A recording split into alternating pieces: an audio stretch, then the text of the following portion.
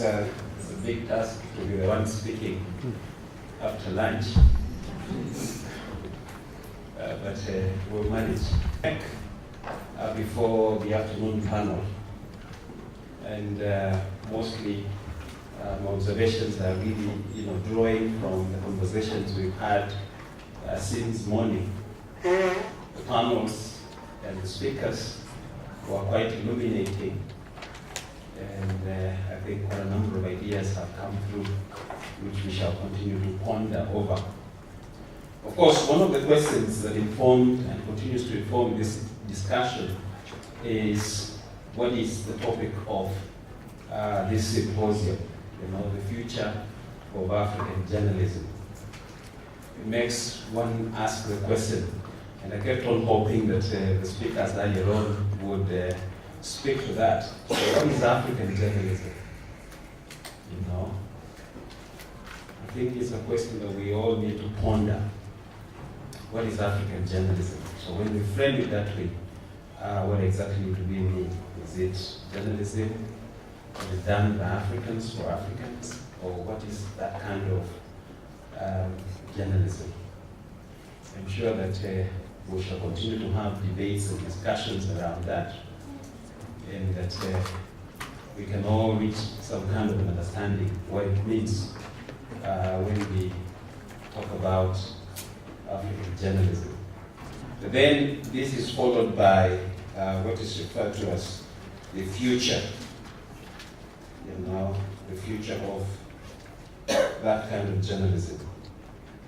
So immediately you talk about the future of African journalism, then you're already beginning to imply, all these transformations that are happening and that are shaping journalism today and into tomorrow. Speakers earlier on alluded to or made comments about audience dynamics.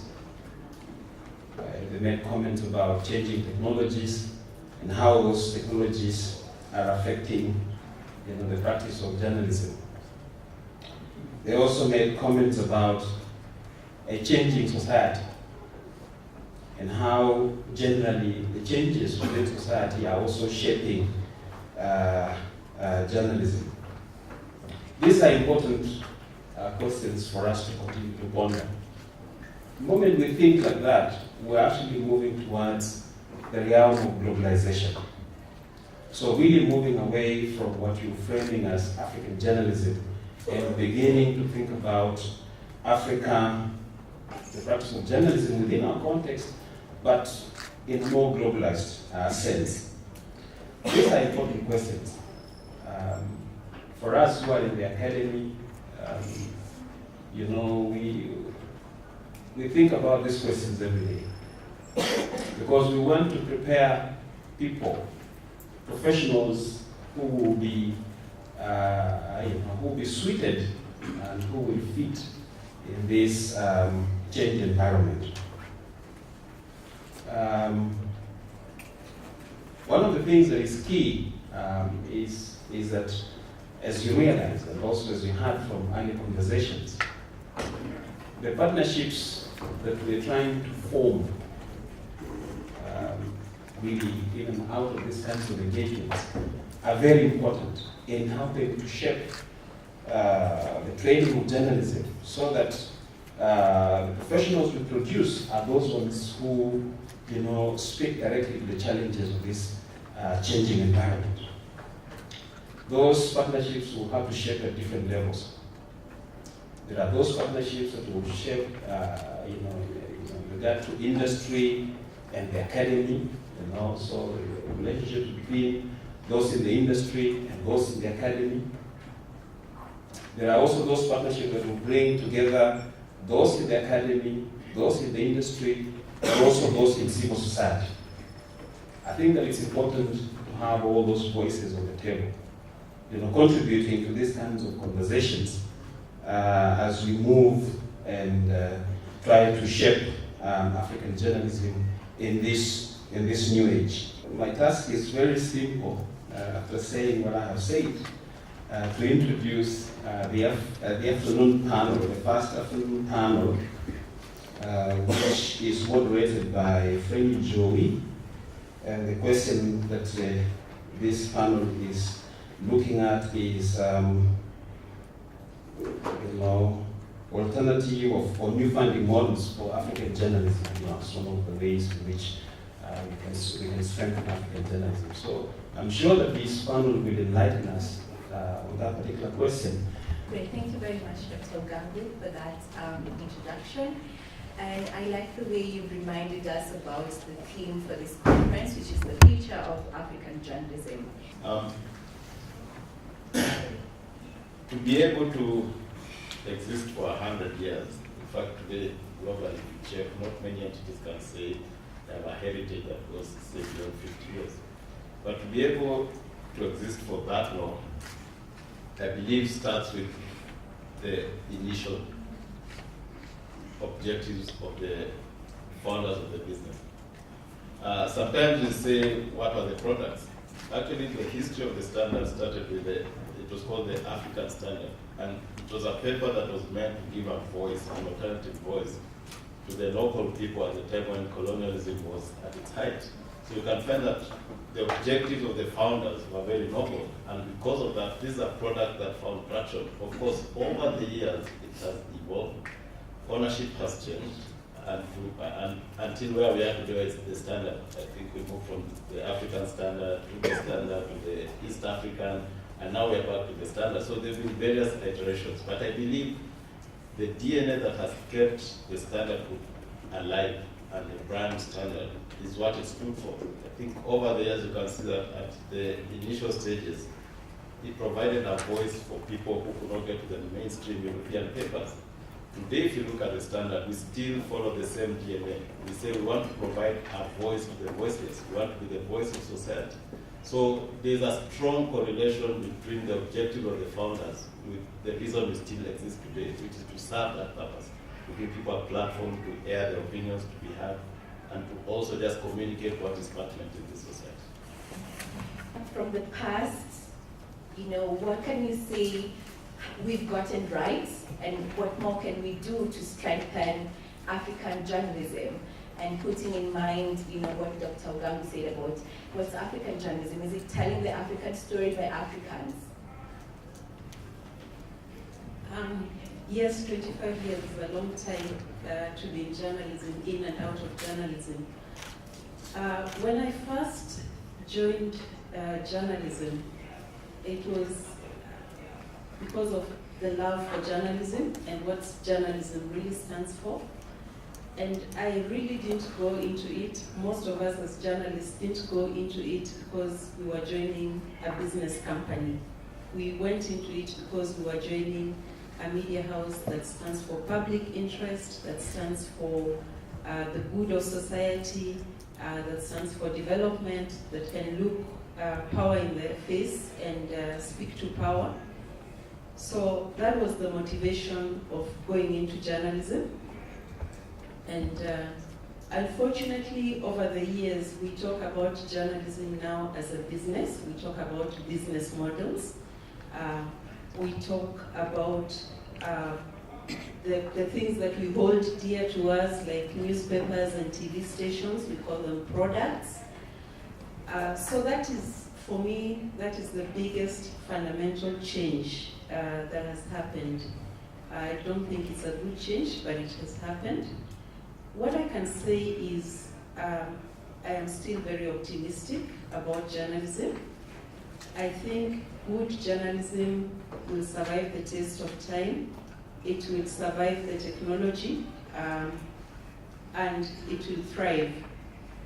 And I think we should be talking more about what are the sustainability models that we can adopt as media houses, as opposed to business models to generate value for the shareholder. What can you tell us about how African journalism and its ability to thrive even in a market where international media houses have a very bold presence compared to local media houses? Thank you, Frenny. I think the BBC is a good example of how international broadcasters are developing African talent And my first boss is here, Peter Barden. He's the one who recruited me first to the BBC. And he was a wonderful mentor, and he really believed in us. And part of the reason I was able to report for the BBC on the international platforms was because he believes in African journalism. And that is growing, and we are glad that it is growing. But when I look at my roots in the local media, which is where I would like to really talk about,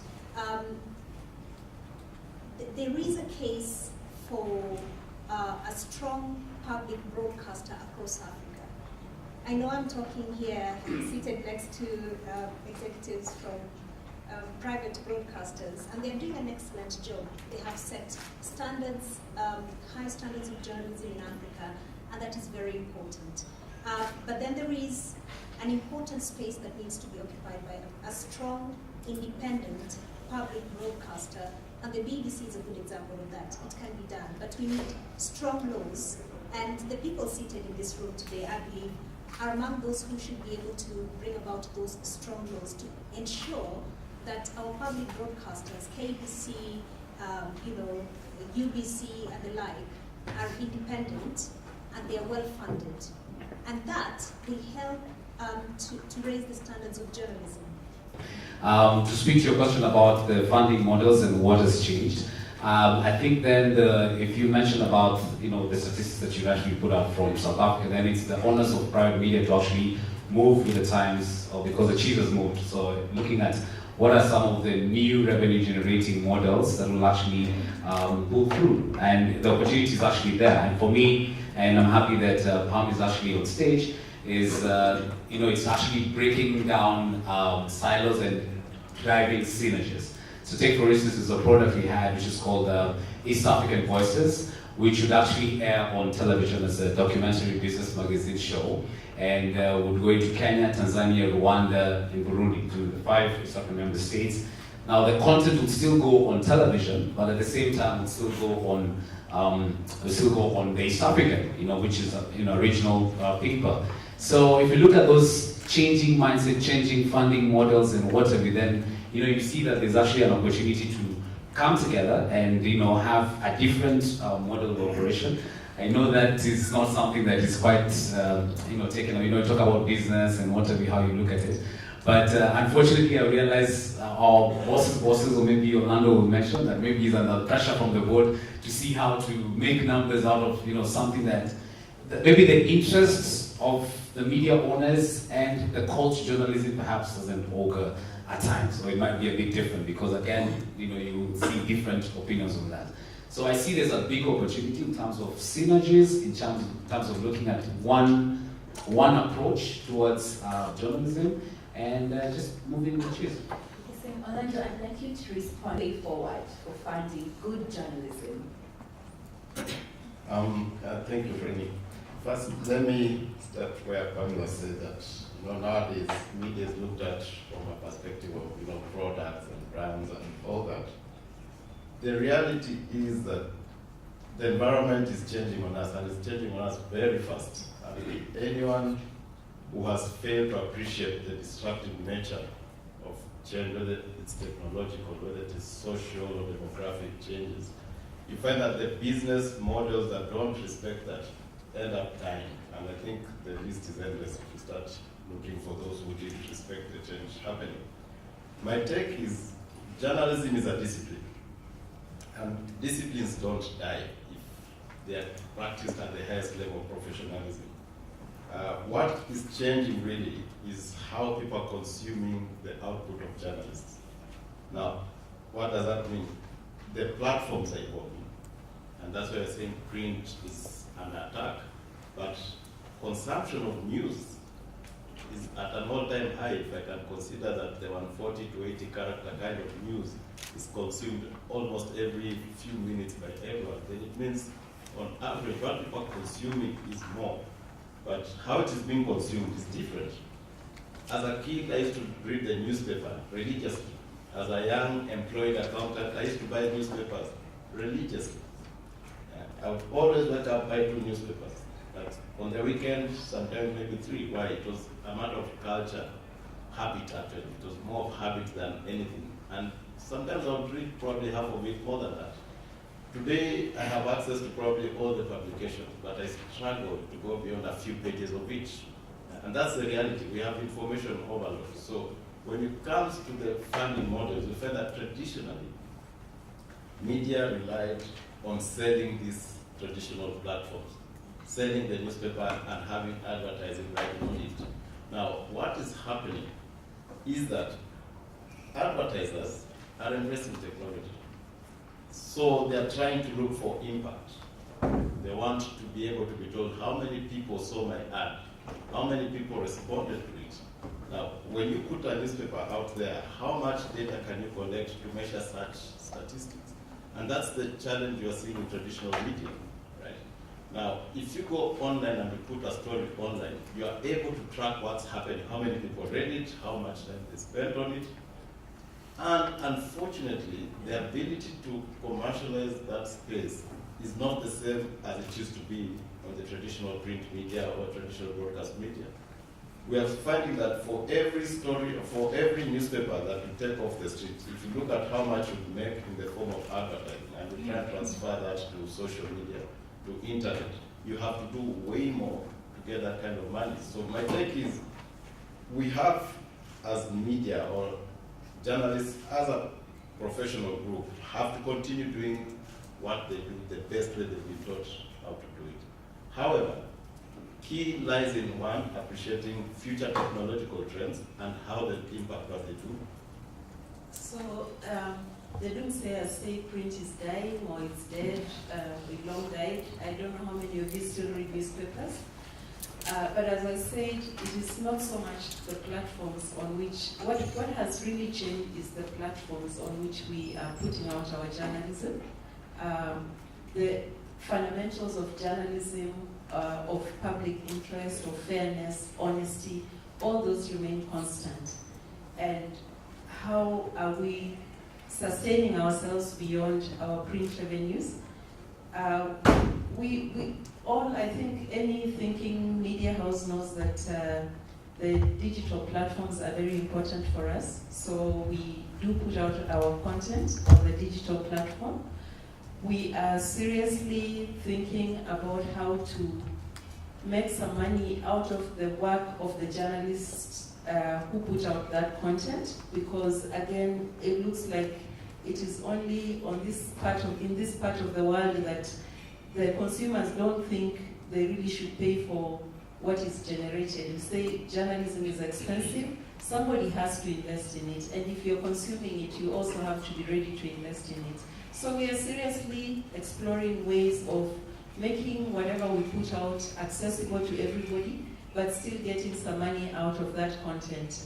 We haven't come up with a model yet, but we believe we will come up with a model that will allow us to get people to pay. And we have various examples to look at from the West. We've seen what the Guardian is doing, basically asking people to, out of their goodwill, to pay for that content or to contribute something to enable their work to continue. Partnerships, yes. I mentioned about KBC having all this content and looking at how they can also partner with local media. I know there's a partnership that's growing because you can actually say KBC is like the BBC of Kenya. And they had an exclusive training with the BBC.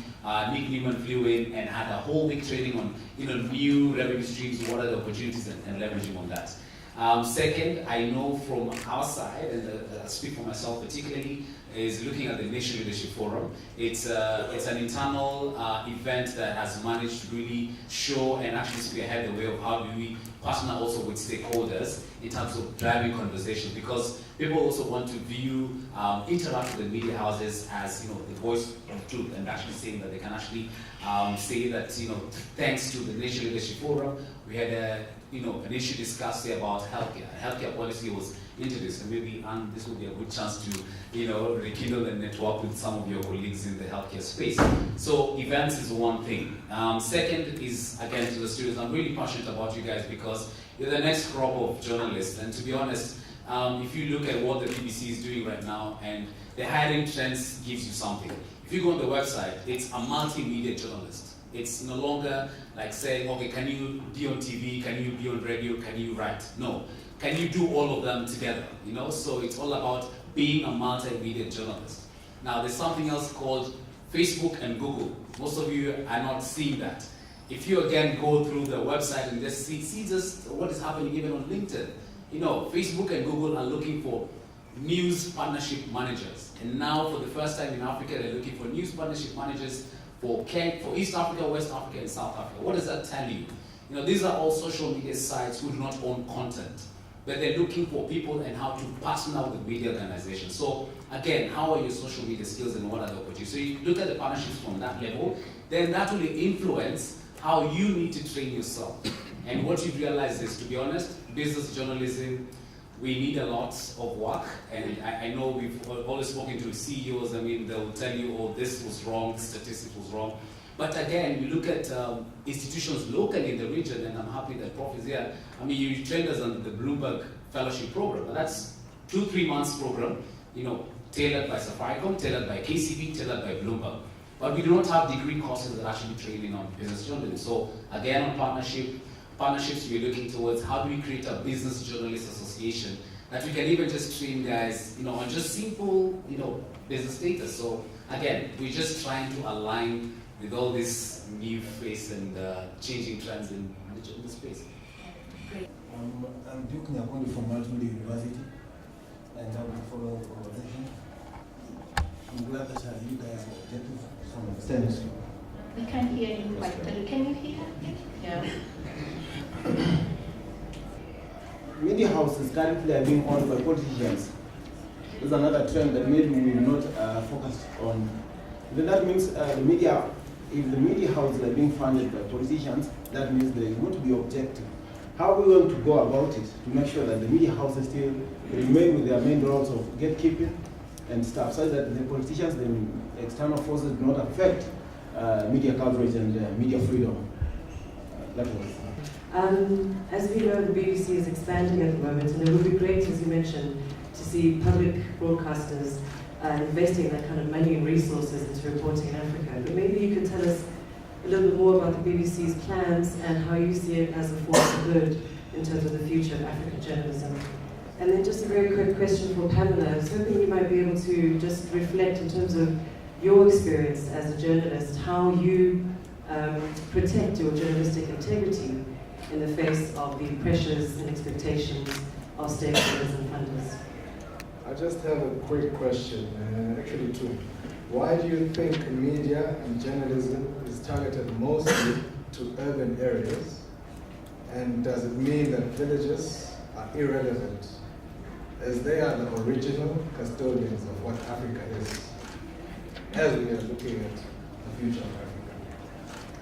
And then another question is, why do you think media houses are able to maneuver in Africa, well, meaning BBCs, CGTNs, CNNs, but African media houses are not able to be represented globally? Thank you. Really, integrity is a personal choice. And as I said, when I joined the media as Pamela, I had very clear intentions on why I was joining the media. I actually had big plans to change the world. I still think I'm doing it one word at a time. And you have to make a choice. So within the media, there are people who may not take this very, very seriously to heart, but it's, for me, it is really the core of my existence, it's my integrity. And when you talk about pressures, yes, we do get pressure from advertising, even internally, from advertising colleagues who probably want you to do something just because they must cut that deal with Safaricom, and you can't really publish this kind of. But you have to be guided by your own values as an individual, and the values of your media house, and the policy that guides your work as a media company. So that is what keeps me on the straight and narrow. I think the first question was about media funded by politicians. I believe what you meant is media owned by politicians. because if it's just about funding, I think that would be a bit disastrous. But the world over, there are a lot of politicians who own media. I think if you go to Italy, Silvio Berlusconi is a big media owner, and in many other places. I think the issue is not so much about who owns it. The issue is about the message that goes out. Any media house worth its reputation, even if you are owned by a politician, you not want to put out messages that are just singing the praises of that politician, because sooner rather than later, you become irrelevant. And I believe that any journalist who gets to work for an organization, and even in this country we have very reputable journalists working in media houses which are, I would say, purportedly owned by politicians. They go there as professionals and they want to do the best they can do. So I believe that politicians can be investors like any other Kenyans, and my firm belief is that even if the ownership is political, there is a certain journalistic responsibility to ensure that you uphold the code of ethics of journalism, the tenets of journalism, and everything that a journalist must do. Probably if I can just respond to one or two other questions. There was a question about media in rural areas and urban areas. Now, the reality of any business that is an investment, for all of you who are studying to be journalists, one thing you learn very quickly is that it's a very expensive discipline. If you want to be heard all over the country, you must invest in the brick and mortar model. That's the original model. Today, the digital space is bringing alternatives because of the availability of internet. However, in Kenya, the penetration of internet is still very urban. So you find that most media houses, it's not that they discriminate against the rural people. It's just that when you look at the return on investment, if you go to a place like, say, Lodwar, now there's oil. So you'll find people rushing there to invest. Why? Because they see there's a potential. But if you go to another place whose population density is so low, then you say, even if I put here a transmitter costing me tens of millions, and I put that capacity, and I try and service it, the return on investment, the number of people who will listen are very few. So sometimes it's the realities of business and the return that goes with it that actually dictate where you want to go, because you want to get your return as fast as possible. The BBC, for instance, has a strong presence in Africa, and they have, very targeted programs for African audiences. Newsday on radio in the morning, for instance, is heavily invested in African news. We have Focus on Africa in the evening, and we also have broadcasting language services. Somebody talked about local languages. We have 6. I think there are more African languages now in which we broadcast. And somebody also mentioned the question of radio and whether it's the forgotten Sorry, but can we have African media having presence outside the continent? Why not? How? In the house. I'll give you an example. Kass FM actually had a branch in the United States, right? They were broadcasting there. It still does. Yeah, I'm just being corrected. It still does. So really, it's a question of where the media owners decide to invest. It can be done. That's the simple answer. And then Lindy wanted to know about the latest BBC expansion. So we have only just started new programs that are targeted at African audiences, produced and delivered by African journalists. And this is an excellent opportunity for partnerships. And we're already partnering with local broadcasters, not just in Kenya, but across Africa. The Standard Group is one of our big partners. And we are coming up with programs on a wide range of topics. So there's health, business and technology, women's affairs, children's programs, sports, investigative, the Africa Eye, which has already had a big impact. Many of these programs will be launched in the course of the year. Some of my colleagues are here. Hewete has moved to Nairobi from London to take care of training, because there's a lot of training that will be done of African journalists. So this is an excellent opportunity. The investigations unit will be partnering with local journalists across the continent to co-produce content. So it's not necessarily people who get jobs as full-time employees of the BBC that will be putting out these programs. We'll also be partnering with local journalists in different countries. So there are many opportunities for local journalists, and I think in the end this will improve the quality of journalism, the quality of journalists that we have across Africa. The future is really bright, depending on which side which side you look at it. I want to imagine that from the media owner's perspective to the journalist's perspective to the audience perspective, the key reason is one, get the story out there, as in making sure that we can actually live up to the call of journalism, 100%. And I want to reiterate something. You told I used to look after people before. So, this is not a place you go make money. Journalism is not a place that you become rich. In fact, I'm happy that Dr. Kyoko was here, and he'll tell you about the research he did in USIU, where he said that, journalists pay commensurate to satisfaction. You look at that, it's totally on the other side. So people are satisfied about their job, but it's not a place that you hope to make money for. So you have to be in this as a calling. You have to be in this because you're passionate.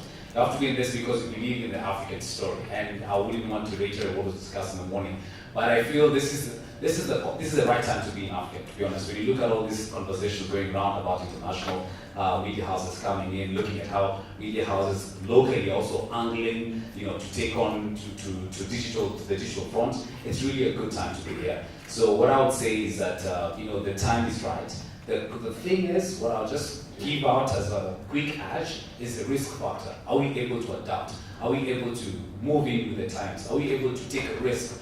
Because, as Orlando said, this tool waits for nobody. There are lots of products, lots of conversations, lots of ideas that can come on board, but the idea is how fast we can get there.